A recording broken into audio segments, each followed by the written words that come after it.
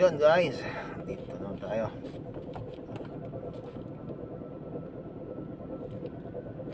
At ay pa-check up natin tong ating kabayo. Sinisip po na dahil malamig ng panahon ngayon.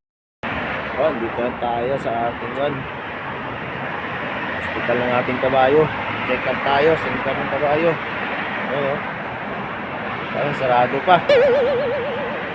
Tayo pa natin bukas. Bukas sala lang. Ayan, ang kabayo natin. Tapos na, sarado pa.